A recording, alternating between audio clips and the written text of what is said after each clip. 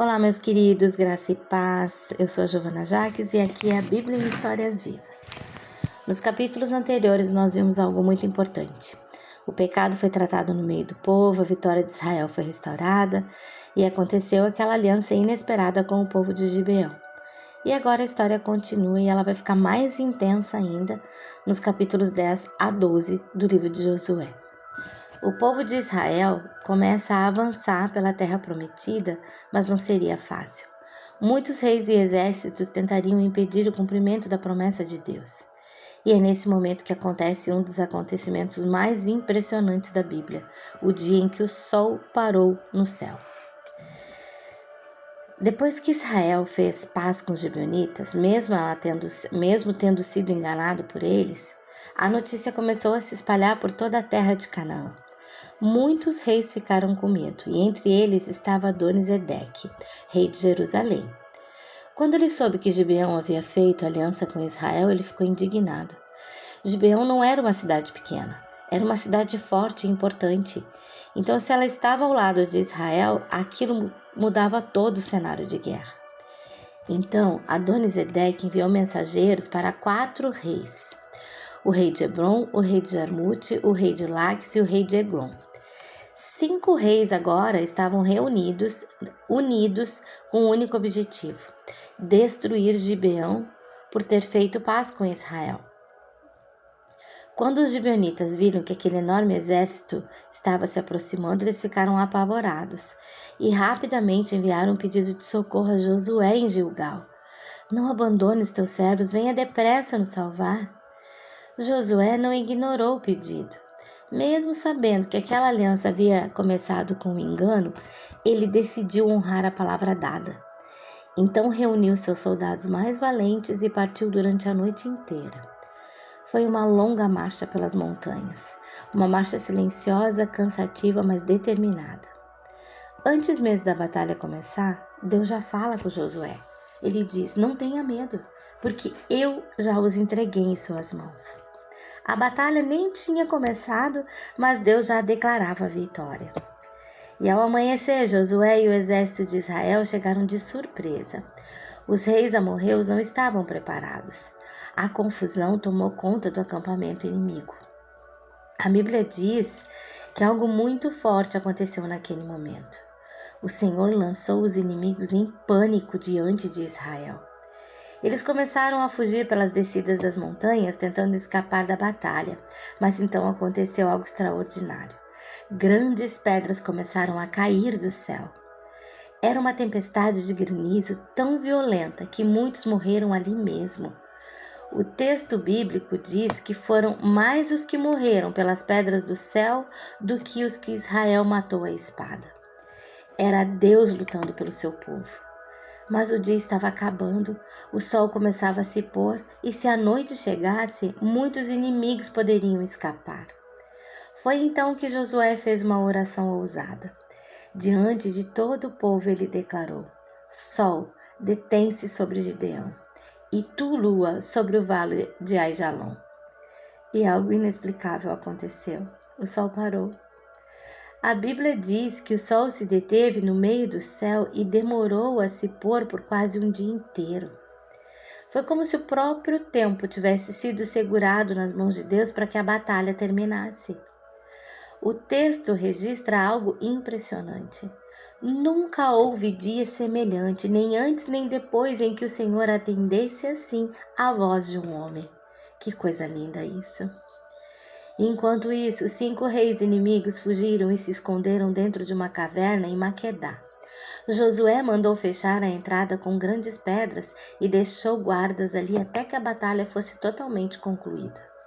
Depois, os reis foram trazidos para fora. Josué chamou os líderes do exército e pediu que colocassem os pés sobre o pescoço daqueles reis. Era um símbolo antigo de vitória total. Então, Josué declarou ao povo: Não tenham medo, nem desanimem. Sejam fortes e corajosos, porque assim o Senhor fará com todos os inimigos contra os quais vocês lutarem. Naquele dia, Israel experimentou algo que jamais esqueceria: o Deus do céu lutando por eles, o tempo parando e a vitória sendo entregue em suas mãos. Depois dessa batalha, Israel continuou avançando pelo sul da terra de Canaã. Várias cidades foram conquistadas: Maquedá, Libna, Laques, Gezer, Eglon, Hebron e Déber. Mas as notícias dessas vitórias também chegaram ao norte de Canaã. Ali havia outro rei poderoso chamado Jabim, rei de Azor. Azor era uma das cidades mais importantes daquela região. Quando ele ouviu tudo o que estava acontecendo, reuniu uma enorme coalizão de reis. Povos de muitos lugares se juntaram: cananeus, amorreus, heteus, ferezeus, jebuseus e heveus. A Bíblia descreve aquele exército como uma imagem impressionante. Eram numerosos como a areia da praia do mar. E havia algo novo naquela guerra. Pela primeira vez, Israel enfrentaria um exército com cavalos e carros de guerra, a tecnologia militar mais poderosa daquele tempo. Todos se reuniram juntos às águas de Merom para lutar contra Israel. Mas Deus novamente falou com Josué antes da batalha: não tenham medo deles, porque amanhã, a esta hora, eu os entregarei diante de Israel. Josué confiou na palavra de Deus e atacou de surpresa. A batalha foi intensa, mas mais uma vez ficou claro quem estava conduzindo a vitória. O Senhor entregou os inimigos nas mãos de Israel. Os exércitos do norte foram derrotados e fugiram em várias direções. Israel os perseguiu até que aquele poder fosse completamente quebrado. Depois da batalha, Josué fez algo que Deus havia ordenado. Cortou os tendões dos cavalos e queimou os carros de guerra. Deus não queria que Israel confiasse em tecnologia militar ou força humana. A segurança do povo deveria estar somente no Senhor. Depois disso, Josué voltou contra Azor, a cidade principal daquela coalizão, e a queimou. A Bíblia faz questão de registrar que Josué fez tudo conforme Moisés havia ordenado, seguindo as instruções que o Senhor havia dado. A guerra continuou por muitos anos. Cidade após cidade foi sendo conquistada, e há um detalhe curioso: exceto os gibeonitas, nenhuma outra cidade buscou paz com Israel. Todas escolheram lutar. No final desse processo, a Escritura diz algo profundo. Josué tomou toda aquela terra conforme o Senhor havia prometido, e a terra teve descanso de guerra. No capítulo 12, encontramos algo que parece apenas uma lista de nomes, mas que na verdade é um memorial da fidelidade de Deus. Primeiro são lembradas as vitórias ainda na época de Moisés, antes de Israel atravessar o Jordão.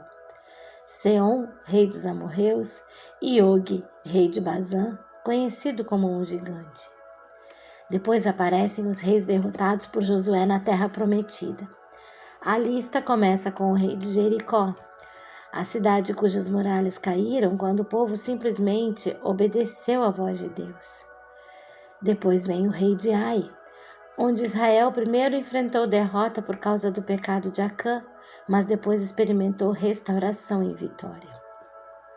E a lista continua: Jerusalém, Hebron, Jarmute, Laques, Eglon, Gezer, Déber, Ormá, Arad, Libna, Adulão, Maquedá, Betel, Tapuá, Éfer, Afec, Saron, Madom, Azor, Siron, Meron, Aquizaf, Tanak, Megido, Quedes, Joquineão, Dor, Goim, Gilgal e Tirza. Ao todo, 31 reis derrotados. Reinos que um dia pareceram fortes e impossíveis de vencer, mas que agora eram apenas nomes registrados na história da vitória que Deus deu ao seu povo. E essa história aponta para algo ainda maior. O nome de Josué em hebraico é Yehoshua. Com o tempo, esse mesmo nome passou a ser pronunciado como Yeshua, Jesus. Josué conduziu o povo à vitória sobre reis da terra e à conquista de uma terra prometida.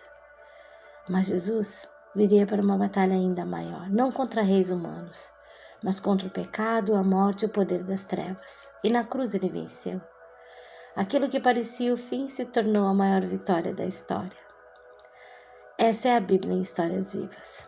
A terra prometida começa a tomar forma diante de Israel, mas ainda há um caminho longo pela frente, porque promessa não é apenas algo que Deus fala, é algo que Deus cumpre enquanto caminhamos com Ele. Um grande abraço, até amanhã.